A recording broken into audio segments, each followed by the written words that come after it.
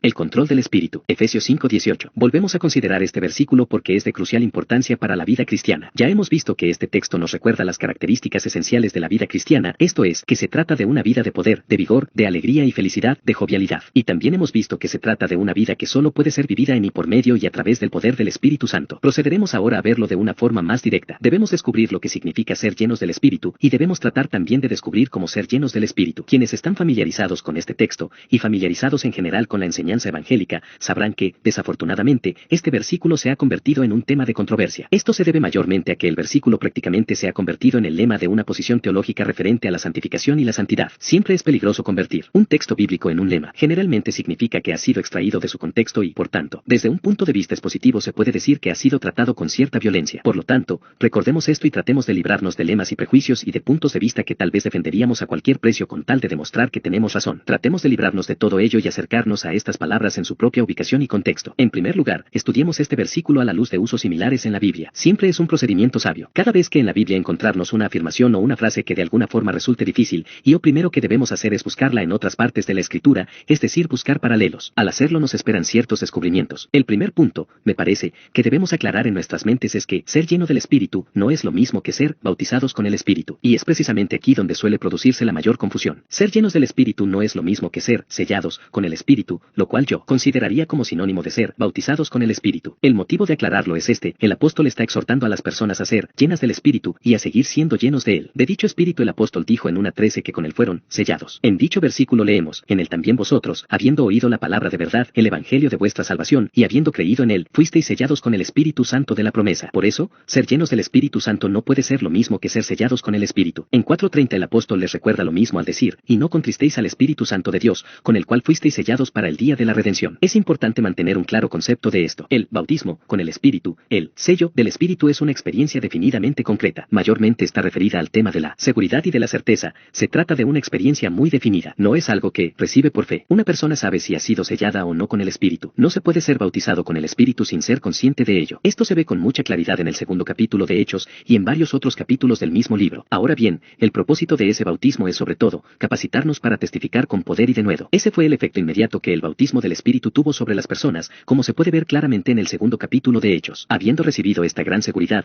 esta gran claridad de visión, este conocimiento inmediato y directo de Dios y de Cristo, la persona está capacitada para testificar. Por supuesto, esta fue la promesa que el Señor dio a los apóstoles: y me seréis testigos, después de haber ocurrido estas cosas. 1:8. Por lo tanto, la confusión tiende a surgir porque en el segundo capítulo de los Hechos de los Apóstoles, que es un relato de cómo los apóstoles y otras personas fueron bautizadas con el Espíritu Santo, el término utilizado dice que fueron todos llenos del Espíritu. Por esto la gente se apresura a concluir: ahí se nos afirma que ellos fueron llenos del Espíritu y aquí son exhortados a ser llenos del Espíritu, de modo que ambas cosas son idénticas. Esto es donde y cómo surge la confusión. Lo que se describe en el segundo capítulo de Hechos es el bautismo con el Espíritu. Ahora bien, el bautismo con el Espíritu evidentemente incluye el ser lleno del Espíritu. Sin embargo, se trata de algo más, y en ello consiste, a mi parecer, la diferencia esencial. No puede ser bautizado con el Espíritu sin haber sido lleno del Espíritu, pero bien puede ser lleno del Espíritu, puede estar lleno de él sin experimentar el bautismo del Espíritu. El bautismo es una experiencia distinta, concreta, especial. En cambio, como procederé a demostrar, el ser lleno del Espíritu es una condición continua, un estado en el cual uno debería estar siempre. Ese es entonces el punto donde trazamos la más importante de nuestras distinciones. El sellamiento y el bautismo es una experiencia muy definida, en tanto que ser llenos del Espíritu es más bien una condición continua. En ese sentido estas cosas no son idénticas, es aquí donde difieren. Sin embargo, esto se aclarará a medida que vayamos avanzando. Al volver nuestra atención al término llenos, término que hemos diferenciado del bautismo y del sello, descubrimos que el término mismo también es usado en dos formas diferentes. Reitero que es importante recordar claramente estas dos formas distintas. La siguiente es una de las formas en que se utiliza el término. Se lee que ciertas personas fueron llenas del Espíritu a fin de realizar alguna tarea especial o peculiar que les había sido encomendada. Lo encuentra por ejemplo en el Antiguo Testamento en el caso de un hombre llamado Bezaleel, un experto en el trabajo con diferentes metales y que por ese motivo fue utilizado en la construcción del tabernáculo. De ello se lee en Éxodo 31:3. Dios le dice a Moisés: y lo he llenado del Espíritu de Dios, en sabiduría y en inteligencia, en ciencia y en todo arte. Este hombre Bezaleel fue lleno del Espíritu de Dios a fin de poder cumplir con aquella tarea particular. Aquella fue una investidura especial, un llenamiento especial del Espíritu a fin de que pudiera cumplir aquella tarea. Pero además hay otras evidencias interesantes de cómo la gente fue llena del Espíritu antes del día de Pentecostés. La profecía pronunciada con referencia a Juan el Bautista en Lucas 1:15 es esta: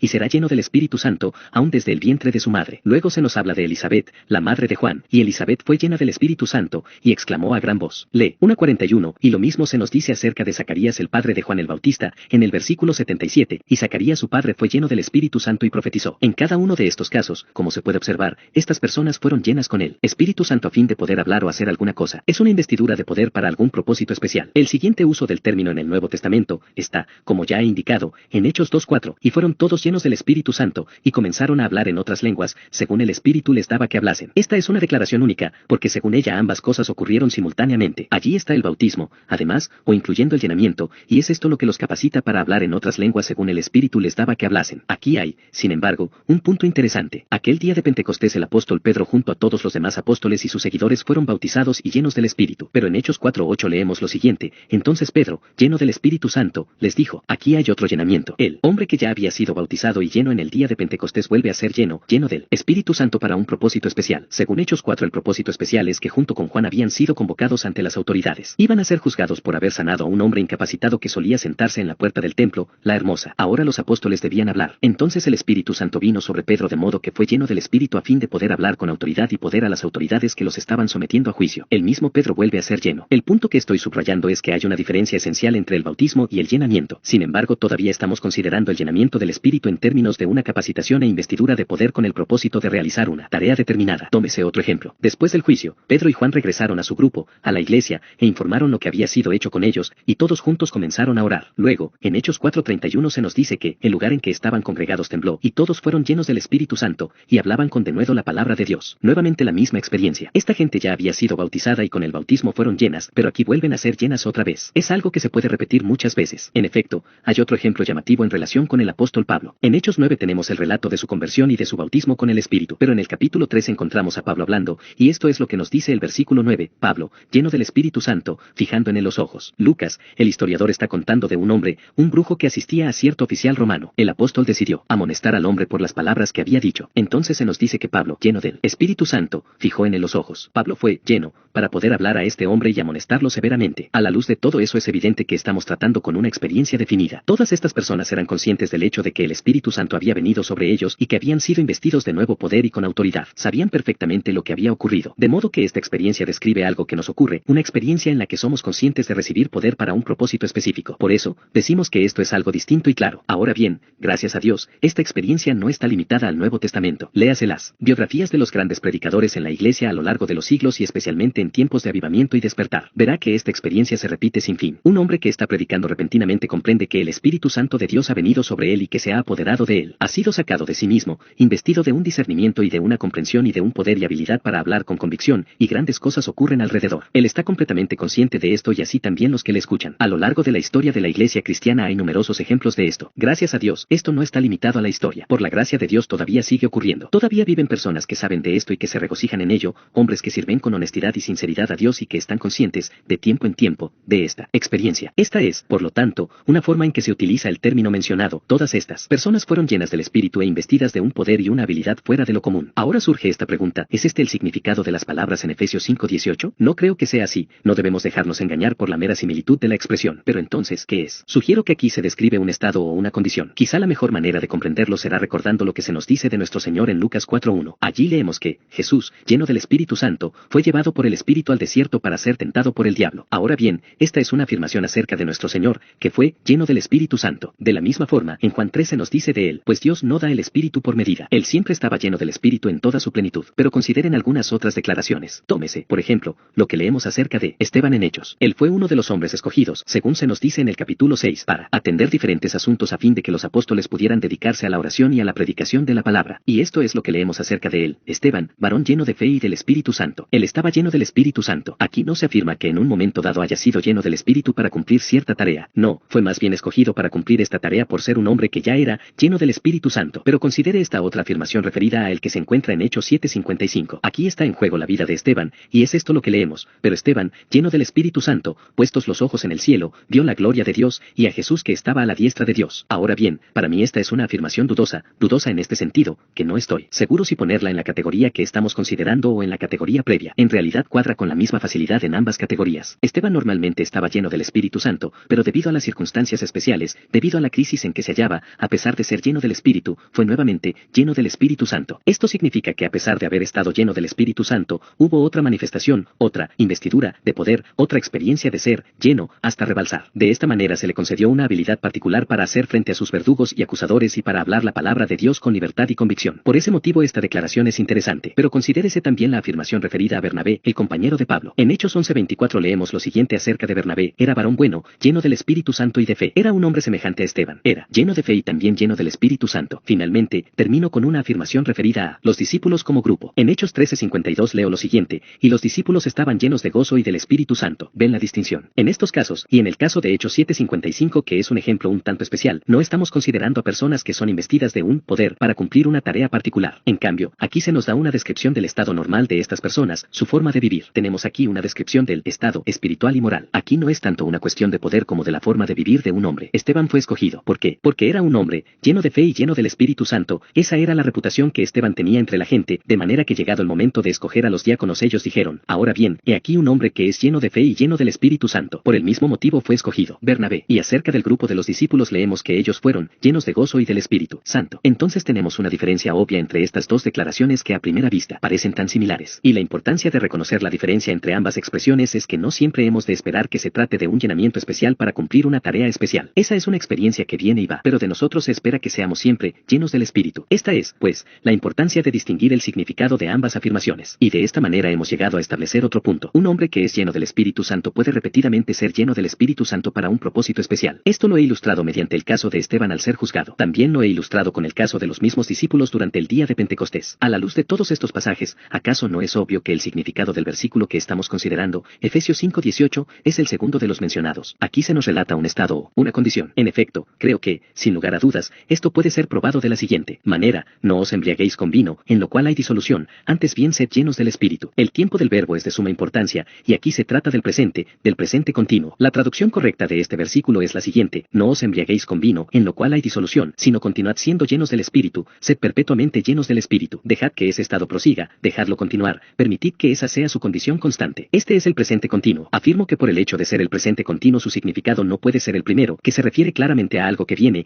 y vuelve a venir, como ocurrió con Pedro y con Esteban y como también ocurrió con el apóstol Pablo en diferentes pruebas y circunstancias críticas. El hecho de ser lleno del Espíritu Santo para una tarea es algo que viene y va, pero esta condición de vivir lleno del Espíritu tiene el propósito de ser una condición constante y permanente que no varía ni cambia. En otras palabras, lo que aquí se nos dice es que siempre hemos de ser como Esteban, como Bernabé, como Pablo y otros, esto es, llenos del Espíritu. Es de vital importancia dejar esto bien establecido porque, de lo contrario, no habrá sino confusión. Ya hay gran confusión al respecto de esto y la gente está esperando la experiencia de ser llenos porque tienen un concepto equivocado de esta enseñanza en particular. Entonces nosotros hemos dejado establecido lo que significa en términos del uso típico del Nuevo Testamento. Pero, ¿qué significa en la práctica? He aquí lo práctico para nosotros. A mi juicio, la forma de considerar esto es tener en cuenta que el Espíritu Santo es una persona. El Espíritu Santo no es simplemente una influencia. Muchos hablan de ser llenos del Espíritu como si el Espíritu Santo fuese alguna especie de líquido. Dicen tener una fuente vacía, un recipiente vacío, en el cual se ha derramado el Espíritu. Eso es totalmente erróneo porque olvida que el Espíritu Santo es una persona. El Espíritu Santo no es una sustancia, ni un líquido, ni un poder semejante a la electricidad. Todos nosotros tendemos a caer en este error. Incluso tendemos a referirnos al Espíritu Santo como si fuese una cosa, olvidando que el Espíritu Santo es la tercera persona de la bendita Santa Trinidad. Nuestros conceptos sobre ser llenos del Espíritu van por caminos totalmente equivocados porque precisamente hemos olvidado que Él es una persona. Pero, siendo así, porque usa la Biblia términos como derramado y esparcido. Por supuesto, estas no son sino figuras. Las Escrituras están ansiosas por hacernos entender la idea de que la influencia del Espíritu sobre nosotros es poder. Nosotros hablamos de la influencia de la personalidad de un hombre, pero no se trata de una substancia sino del hombre que produce esa influencia. Estos no son sino términos y expresiones usados para poner en forma vivida la verdad ante nosotros para que podamos comprender las variaciones en la fuerza de una influencia y poder personal. Cuando esta influencia se expresa poderosamente es como si fuese derramada, esparcida. Sin embargo, no debemos tomar literalmente una analogía o ilustración para comenzar a considerar esa influencia de algún modo materialista. La influencia es la influencia de la persona del Espíritu Santo mismo. Entonces, ¿qué significa ser lleno en este sentido? Voy a citar una definición que se encuentra en el léxico griego de Saer. Esta es una obra de autoridad aceptada. La definición dice así: aquello que se posesiona totalmente de la mente, se dice que la llena. Esta es una expresión corriente. Cualquier cosa que toma posesión de mi mente, se dice que llena mi mente. Del mismo modo en la conversación cotidiana decimos estar llenos de algo. De pronto alguien ha mostrado un nuevo interés en algo. Está lleno de ello, no habla de otra cosa. Eso es, la persona está llena de ello, o bien hablamos de lo mismo en términos de una persona. Si encuentra a alguien que siempre está hablando de otra persona, dice, él está absolutamente lleno de fulano de tal. Habla de la influencia de persona A sobre persona B y dice que la persona B está llena de A porque esa persona habla sin cesar de la otra. En otras palabras, esa es la forma en que expresamos que la influencia de una persona controla a otra persona. Eso es lo que respecta a las personas. Pero permítanme ponerlo de esta manera. Considere la analogía del mismo apóstol aquí. aquí, no os embriaguéis con vino, en lo cual hay disolución, antes bien sed llenos del Espíritu. ¿Qué dice de una persona que está ebria? Se dice, está bajo el efecto de la bebida. De manera que en un sentido lo que el apóstol Pablo está diciendo es esto, no estén ustedes bajo el efecto del vino, estén bajo el efecto del Espíritu Santo. Ese es exactamente el significado. Ser lleno significa estar bajo la influencia de una persona llena de vino, en lo cual hay disolución. Una persona empapada del vino está bajo la influencia del vino. Muy bien, Pablo dice, no estén bajo la influencia del vino, sino bajo la influencia del Espíritu Santo. Es exactamente la misma expresión. Estar bajo influencia de significa que toda nuestra personalidad, nuestra mente, corazón y voluntad está siendo controlada por otra influencia o poder. Una persona que está bajo la influencia de la bebida está totalmente bajo esa influencia, su mente es afectada e influenciada, y lo mismo ocurre con su corazón y voluntad. No se preocupe por la farmacología exacta de esto, se trata de una expresión pictórica. Como hemos visto, lo que en realidad ocurre en el caso de la persona llena de vino, no es tanto que esté bajo la influencia del vino, sino que el vino neutraliza las influencias más elevadas y mejores que operan en él. En la práctica, el resultado es el mismo, pero esta es la analogía, así como la mente, el corazón y la voluntad de una persona son afectados por ese vino, así nosotros hemos de estar bajo la influencia y / ser afectados en mente, corazón y voluntad por el Espíritu Santo. La persona que está bajo la influencia del vino ya no se puede controlar. Muy bien, dice Pablo, dejen que el Espíritu Santo los controle. Ese es el significado de ser llenos del Espíritu. No se trata de algo que es derramado en mi interior de modo que yo tenga que vaciar primero la fuente para luego recibirlo. Esa forma de pensar es totalmente errónea y hace violencia a la persona del Espíritu. No, la exhortación es esta, sigan siempre siendo controlados por el Espíritu Santo. Así como llega a llenarse de cierto tema o de una persona en la cual tiene interés, así esté lleno del Espíritu Santo.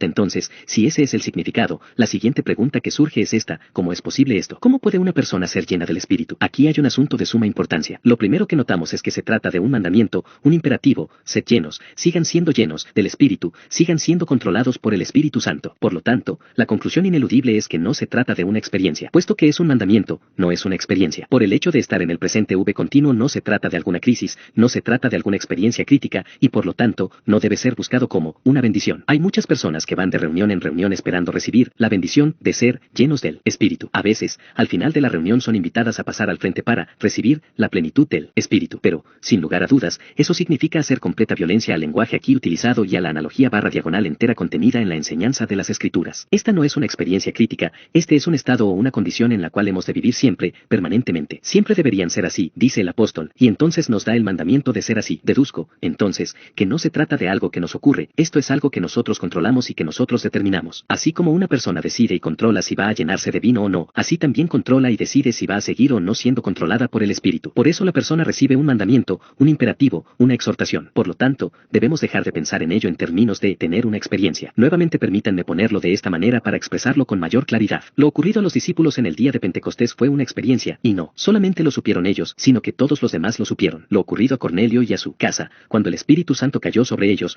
fue una experiencia y todos fueron conscientes de ello. Lo ocurrido a la gente en Samaria cuando Pedro y Juan descendieron de Jerusalén y les impusieron sus manos para orar por ellos, fue una experiencia y ellos y todos los demás fueron conscientes de ello. Lo mismo ocurrió con la gente mencionada en Hechos 19:1-6. Ser sellados, ser bautizados con el Espíritu es una experiencia precisa. Es algo que no controlamos, es totalmente la obra del Señor. Es algo que Él hace en nosotros. Pero este llenamiento es algo que claramente controlamos nosotros, y por eso, es expresado para nosotros en forma de un mandamiento o exhortación, sigan siendo llenos y controlados por el Espíritu. En otras palabras, debemos librarnos de cualquier noción de pasividad en esto, no se limita a esperar que esto ocurra. Nosotros tenemos el poder de determinar si hemos de ser llenos del Espíritu o no. ¿Está claro? No tenemos el poder de determinar si vamos a ser regenerados o no, no tenemos el poder de determinar si vamos a ser bautizados con el Espíritu Santo o no, pero sí tenemos el poder de decidir si vamos a seguir siendo llenos del Espíritu o no. Confundir esto con el bautismo del Espíritu no es sino una grave perversión de las Escrituras. Esta no es una experiencia que solamente espera, o por la cual ora, o la cual anhela. En cambio, si tenemos ansias de seguir siendo llenos del Espíritu, hay algunas cosas que hemos de hacer. ¿Cuáles son? Primero, permítanme enumerar las negativas. Si yo he de seguir siendo lleno del Espíritu, no debo contristar al Espíritu. Esa expresión la encontramos en Efesios 4:30, y no contristéis al Espíritu Santo de Dios, con el cual fuisteis sellados para el día de la redención. ¿Qué significa esto? Significa que si nos sometemos a cualquier cosa opuesta al Espíritu, ya no estaremos bajo el control suyo. Si yo permito que mis deseos y pasiones me controlen, ya no me controlará el Espíritu Santo. El deseo de la carne es contra el Espíritu, y el del Espíritu es contra la carne, y estos se oponen entre sí. Ga 5:17. Si yo deseo ser lleno y controlado por el Espíritu, debo evitar que me controlen mis deseos y pasiones y malos apetitos. Tampoco debe controlarme el diablo. Debo resistir al diablo y también debo resistir al mundo. Eso es obvio, no debo contristar al Espíritu. Si yo vivo una vida de pecado, lo estoy contristando, y si él está entristecido, no me controla. En ese caso se retira de mí. Estamos tratando, recuerden, con una persona. Por eso debo tener mucho cuidado y, desde el punto de vista negativo, no contristarlo en ninguna forma, en ninguna manera. El Espíritu Santo es comparado con una paloma, apacible y sensible. Del mismo modo, tampoco debo apagar al espíritu. El espíritu está en el interior de una persona, estimulándola, dándole ideas, produciendo pensamientos y haciendo sugerencias. Cada vez que me rehúso a ello o lo rechazo, cada vez que digo, no, espera un momento, primero quiero hacer esto y luego, estoy apagando al espíritu. Y en esa misma medida estoy dejando de ser controlado por el espíritu. Esto es algo voluntario, algo que está bajo mi control. Si lo rechazo deliberadamente, si deliberadamente hago cosas que él no aprueba, estoy dejando de ser controlado por el espíritu. En tal caso no disfrutaré las bendiciones que vienen por el hecho de ser controlado por el espíritu. Pero vayamos a las cosas positivas. Estas son las más importantes. Las negativas, seguramente, son autoevidentes. No puede estar lleno de vino y del Espíritu Santo al mismo tiempo, no puede ser lleno de pecado y del Espíritu Santo, ambos son mutuamente incompatibles. No hay comunión entre la luz y las tinieblas, entre Dios y Biliel. 2 Co. 6, 14-16. Claro que esto es fundamental. Debemos dejar de entristecer al espíritu, debemos resistir al diablo, debemos controlar el cuerpo, debemos luchar contra los vestigios y remanentes de pecado que están en nosotros. Esa es la primera parte, pero es una parte negativa. ¿Cuál es la parte positiva? Es esta, y no hay nada más importante que ella. Debemos comprender que Él está en nosotros. El Espíritu Santo está en cada cristiano. ¿O ignoráis, dice el apóstol a los Corintios,